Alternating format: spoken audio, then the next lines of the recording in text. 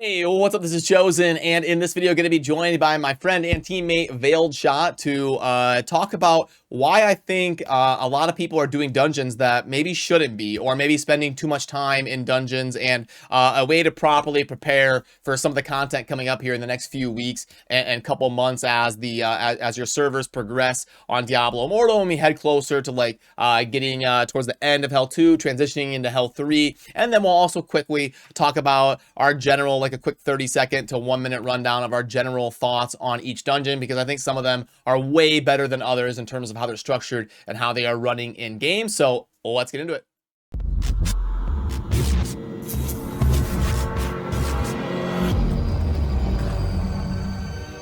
Alrighty, now joined by my friend and teammate Veiled Shot. How you doing, man?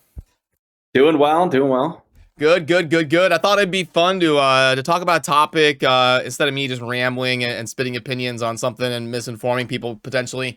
A thought I've been having in my head is that, just from what I've been observing and me playing and stuff, is that I don't even know if it's worth it to really do dungeons until like later in the game, until, you know, those later Paragon stages when we're up in the hundreds of Paragon and there's more things unlocked, and we're a little bit more optimized with our builds and crushing content and learning how to do them faster. I don't know if it's worth it right now on the stage, like when we're sub 100 Paragon to do dungeons. Do you have like kind of a general sentiment on that? And then we can kind of touch on each dungeon individually, because I think some of the design of some of them is a little bit bad. Yeah, I mean, we can't even access 6-piece set items right now. Like, it's not possible until we reach Hell 4, so Paragon 150. So I think in general, like, why bother for the most part? Because you can't even access like a whole portion of the game right now, because 6-piece set items are crazy strong for some of the sets, and you can't access them. So why run dungeons for the most part?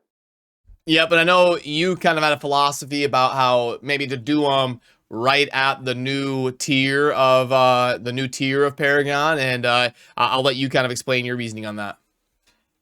Yeah, so I mean, as many people know, when you swap over, so it's like Paragon 0, and then there's this group of items that you get, Paragon 30, Paragon 80, and then later on when we hit Paragon 150. But Paragon 80 is coming up here in about 4 or 5 days for everyone. That's when the server is going to swap over to 80.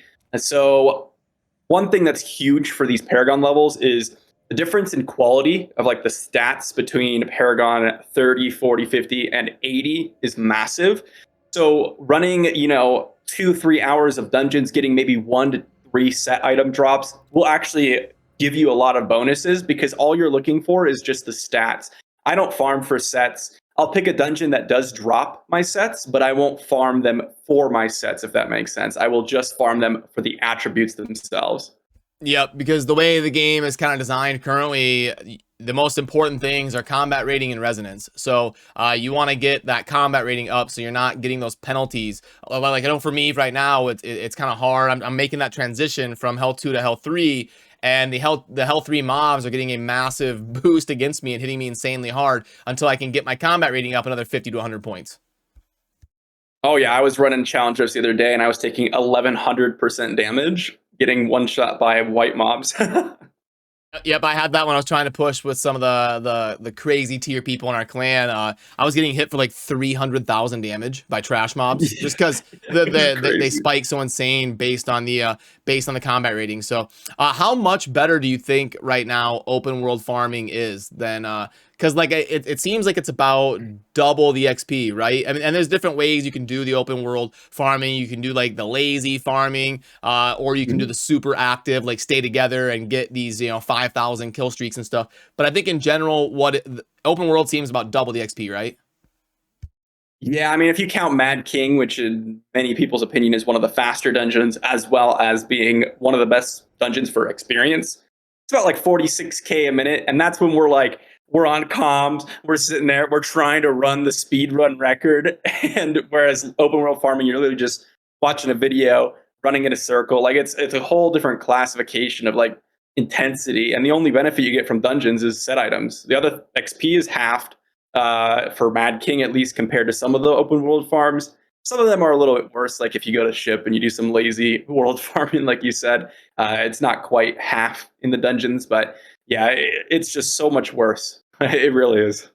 Yeah, and it seems like for me, and I know you do some charting too and stuff over on your channel. For me, the lazy farming, where you just like drop an ability every 20 seconds or so, it seems like about 60 to 70k a minute if you're converting it to the normal 100% server Paragon. And the dungeons seem like about 30 to 40k a minute, and then the like super active, really paying attention and going hard with 4 people, perfectly farming XP, seems like about 100k a minute. Do those numbers sound like what you're getting as well?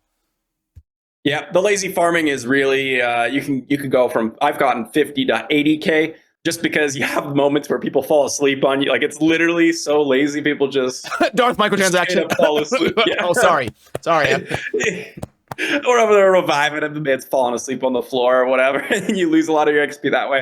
And then there's some people that literally actively pay attention to that farm and run around. So, depending on who you got in your group, it can be much worse or much better.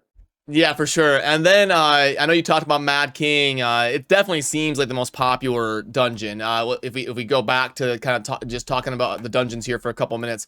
So if I pull them up in the codex, I'll just kind of go in order here. But so the rapids seems okay to me. It's pretty straightforward. You can run right to the raft and just kind of beeline it. Seems like it's about 3.5 to 4 minutes.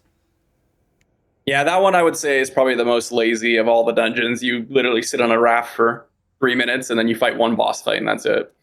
Yep, I would agree. So I'm okay with that one for the most part. Cavern of Echoes seems about the same, about 4 minutes or so. But you do kind of have those annoying blocks constantly, and the animations and stuff changing, and then you can get one shot by the boss if you're not paying attention. You can't quite be as lazy on that one, but it takes about the same amount of time, doesn't it? Yeah, I would say this one's probably the second highest gear check dungeon. There's just a lot of things that just one shot you if you don't have the gear combat rating and stuff.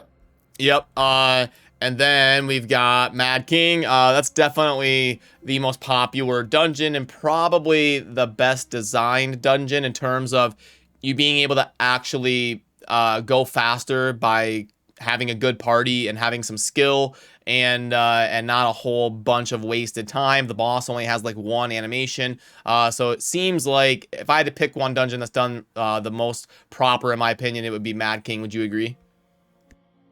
Yeah, I would say that that's more of the most flushed out dungeons. There's two other ones that I would say that I really enjoy actually in terms of mechanics, and I think we're gonna get to them in a second. But I like Mad King the best. Let me predict here. I'm gonna predict that Forgotten Tower is one of them that you like. Yep, I Yep. do like Forgotten I knew Tower. it. See, because I feel the same way. I like how it's a little bit different in terms you get like the 5 chests at the end. You pop open a bunch of Mhm. stuff. You can also get like that 100-person kill streak every time on your Yep. way to the boss. The boss fight's kind of cool. I love the Countess. So yeah, for me, Mad King and Forgotten Tower are definitely my favorite ones, and I think they're the best design. Then we've got Tomb of Fahir. I really don't like that one. See, this is the other one I actually like. So for me, it's Mad King, Forgotten Tower, and Tomb of Fahir.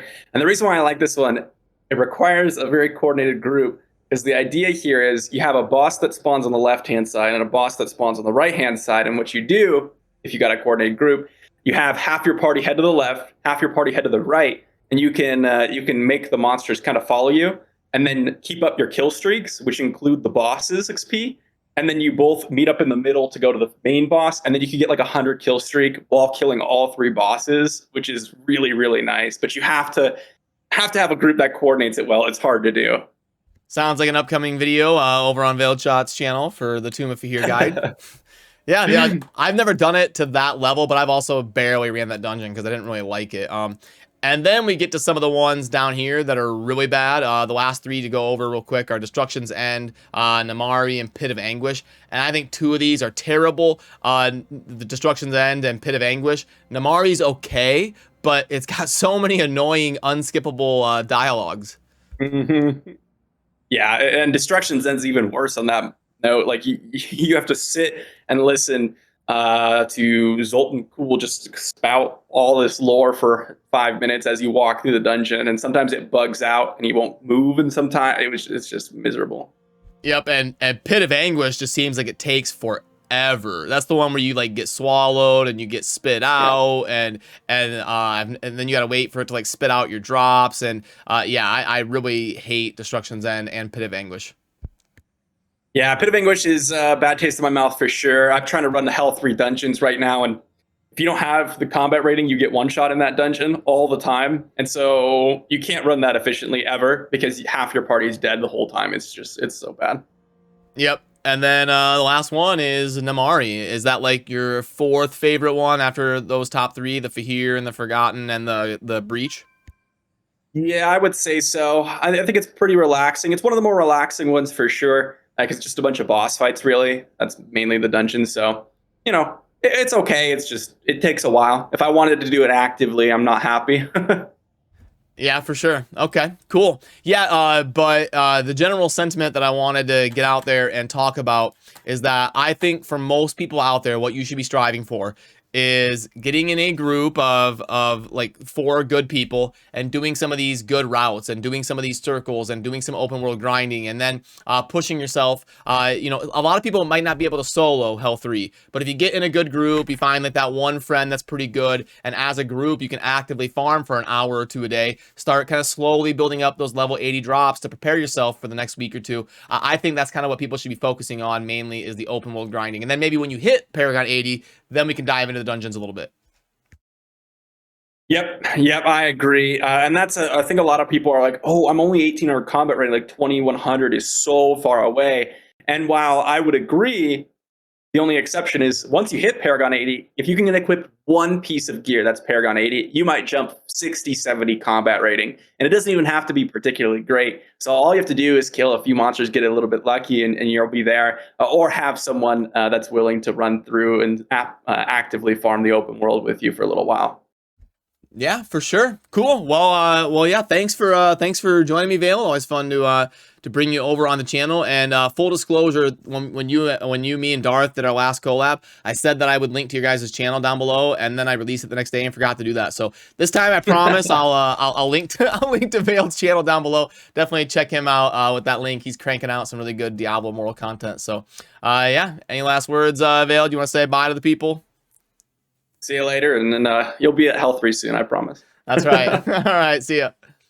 Alrighty, so that's going to do it for me on this one, and I will actually remember to link to Vale's channel down below. You definitely want to check it out. He's one of the premier sources in the world right now for Diablo Immortal content, cranking out all sorts of stuff like spreadsheets and data and top-level content if you want to play Diablo Immortal efficiently. So that's going to do it for me on this one. As always, thank you for watching. Have a good rest of your day.